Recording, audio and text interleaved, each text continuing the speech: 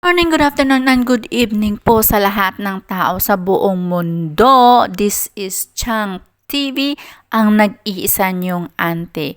And to this video ay hindi tayo maglilinis, hindi tayo maglalaba, at hindi tayo magluluto. Today is a very special day para sa akin because it's pampering day. Yes, guys, it's pampering day. I deserve that. I deserve. Sobrang pagod ko ba naman? So, I deserve this. So, kaya, yon dinala ko na rin yung anak ko. Kung nakikita nyo dyan, dinala ko na rin siya para din naman ma-experience niya kung paano ng buhok doon sa talagang salon siya. O, diba? Salon. May pang salon ng auntie nyo. Salamat sa mga nanood ng aking video. May pang salon na ako. Hindi yan totoo. Sahod ko yan, no? Sahod ko nung magtrabaho ako, syempre. So, ayan yung anak ko. Nagpakulay din siya. Gusto din daw niya yung ma-experience yun kasi never pa siya nakatry. Well, hindi naman talaga maganda rin yun sa mga bata na gawin yung buhok nila kasi nga, ano pa yun, virgin. Virgin pa yung hair nila. Kaya, ayaw ko talaga. Pero since nagusto niya, so ayan, pinatry natin. Ayaw niya talaga magpa-video sa harap, guys. Iwan ko ba dyan sa mga teenager na yan?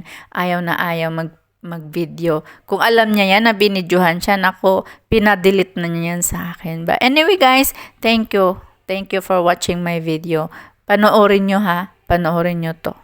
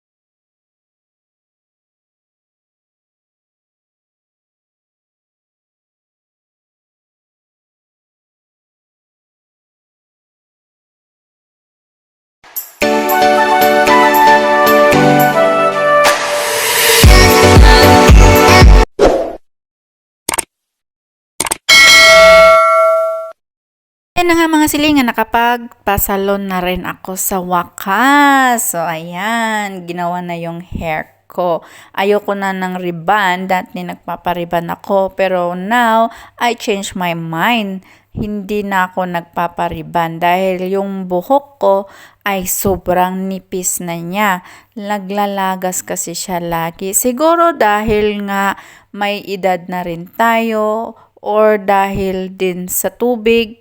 Kasi sa sobrang tapang ng tubig, tapos lagi pa natin siyang kinukulayan dahil nga sa mga puti-puti natin, kaya yun yung hair natin naging weak siya. Kaya ang buhok ko ay sobrang nipis, kaya hindi na siya maganda i-rebond. So ang pinagawa ko is nagpapakulay na lang ako at saka nagpa-treatment. So, yan lang yung pinagawa ko sa hair ko. And sayang din kasi siyang putulan, kaya hindi ko na siya pinaputulan. So, di ba ang saya-saya ng auntie nyo kasi nga na rin siya, nakakapag-relax. Ayan, yung salon na yan, nung last na uwi ko, nung 2017, dyan din ako nagpagawa. Kasi parang nagustuhan ko yung service nila. Sulit din naman yung bayad. Hindi naman siya ganun kamahal. Sulit lang. Kumbaga, suwak lang. Kaysa magpagawa ka sa ibang bansa. Oh no, yung presyo is times 3. Kaya hinintay ko talagang umuwi muna. Makauwi ako ng Pilipinas bago ko ipagawa yung hair. Kaya yung iba dyan, pag umuwi ng Pilipinas, expected na yan na pagbalik nila sa ibang bansa, straight na yung hair kasi nga mura lang kasi sa Pinas compare sa ibang bansa. Kaya yan, treatment na yung hair ko ng time na yan. Ang treatment naman ay hindi naman siya ganun katagal. Hindi kagaya doon sa Reban na 6 hours yata yung sa Reban. Yung sa treatment is parang 2 hours lang siya. So, hindi siya masyadong matagal. Kaya, ayan, hindi muna kami nag-lunch ng anak ko. Yung anak ko naman, gusto niya is magpa-highlight. Pero wala naman silang available na highlight na gagamitin. Kaya, ayun, nagpakulay na lang yung anak ko. Tingnan nyo mamaya, guys, kung ano kayang resulta ng mga buhok namin. Gumanda ba yung ante nyo or sakto lang? Syempre, gusto natin yung gumanda, 'di ba? Kaya yan, guys, importante yun na ipamper din natin yung sarili natin. Kasi, nagpakahirap tayo. Nagtrabaho tayo. Kaya, kailangan din natin bigyan ng time yung sarili natin. Lagi akong may dalang tubig. So, kahit saan ako magpunta, may dala talaga akong tubig. Hindi ko alam kung anong iniisip ko dyan ngayon. Parang natulala na naman ako. Alam ko na kung bakit ako natutulala dyan. Dahil yung phone ko walang SIM card. Kaya wala akong wifi. And dahil sa shop din niya, wala din siyang wifi. Kaya nga ang auntie nyo, naghihintay na lang talaga kung kailan anuhin yung buhok ko. Kaya tulala effect, 'di ba? Yan, patingin-tingin na lang sa itsura. Kasi wala akong magawa hindi ako busy. Ang hirap din naman kasi makaano ng SIM card, kailangan mo pang ipa-register. And then, parang wala naman akong i-chat. Hindi naman ako nag-chat kasi andyan naman yung pamilya ko. Kaya yan, hindi ako nagpalagay ng SIM card. Swerte nga kami dyan mga silingan dahil kukunti lang yung mga tao. Maaga pa kasi. Nag-early bird kaming dalawa ng anak ko para makauwi kami ng maaga. Ayoko kasi yung nasa labas nakatambay yung buong araw. Ayaw ko yun. Mas gusto ko talaga mag-stay sa bahay. Kaya wala talagang outing na nangyayari. Kasi mas gusto ko talaga mag-stay ng bahay. Kung lumabas man ako dahil may importanteng gagawin yon. Ganon! Tapos na rin ako sa aking first coat. So, ayan na. Naka-second coat na ako. Nilagyan na nila yan ng kulay. So, 'di ba? Nagpakulay na si auntie nyo. Yes, ang pinili ko diyan is yung ash brown. So, para naman hindi halata yung uban natin. Kaya yan, tinanggal na siya. Minamassage yung hair ko. Tadadadan. Oh, ayan, 'di ba? Ash brown. So, tingnan natin ang resulta ng ash brown. Hindi yung ash gray, ash brown. So, iba yun. Yung ash gray, yun yung parang talagang uban siya. Pero yung ash brown, yun yung medyo basta ash brown na siya, ayan na siya. So, yan. Yung treatment, guys, na ako, parang iba yung treatment nila. Kasi nga dati, naka-experience ako ng treatment, inuusok-usukan yung ulo ko. Yung parang ini-steam ba siya. Pero sa Pinas, parang iba yung nila, iba yung treatment. Lalagyan lang nila ng medisina na pang treatment. Tapos kulayan. Tapos after that, ibo-blower na. O yan, sinusuklay na siya. Ibo-blower na. And then after that, paplantsahin. Ko pala yung yung si Pugi dyan na gumawa ng hair ko, kung ano yung nilalagay niya sa buhok ko ngayon. Sabi niya sa akin, yan daw yun yung final treatment kasi yung pinili ko is yung Brazilian. So yan niya yung Brazilian na pati langaw ay madudulas talaga sa sobrang anong tawag doon?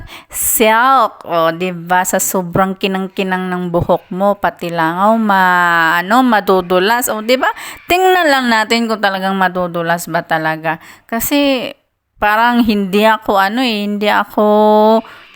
Vince dun sa treatment na ginawa kasi mas maganda yata yung inuusok-usukan yung hair natin kahit uling lang yung ginagamit. So, ayan na. Ginawa na yung hair ko. Tapos, ang haba ng hair ko dyan.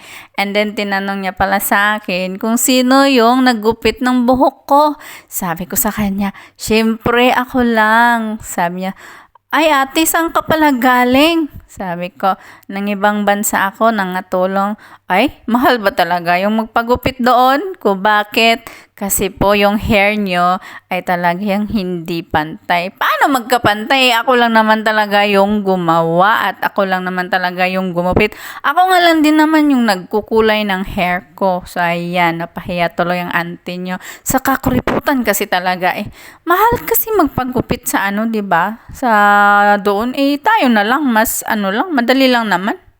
Medyo marami na rin yung tao diyan. Ayan, oh, may mga tao na sa likod na naghihintay kasi nga parang konti yung ano nila worker. Siguro nag-ano yung iba, nag-day off or whatsoever. Ba't ka ba kasi nangingialam, auntie? Uy, basta konti lang silang worker diyan. So ayan na nga. Naghihintay pa ako ng kung ano pa yung gagawin diyan sa buhok ko. O see? Well, ayan na mga guys. At ang saya-saya ko na talaga. Feeling young na naman ako. Siyempre, di lang sa isip yung young, pati din sana sa mukha. O, di ba? Actually guys, ang ganda ng business ng ganyan, yung paano ng buhok. Kasi nga, wala ka masyadong malaking kapital na ilalabas. Yung ano mo talaga is yung serbisyo. Means, yung kumbaga kung gaano ka kasipag, ganun din kalaki yung ano mo, yung kikitain mo. Kasi nga yung pang hair treatment or pang hair reband, pwede mo naman bilhin yun. Ay, nahulog pa siya talaga.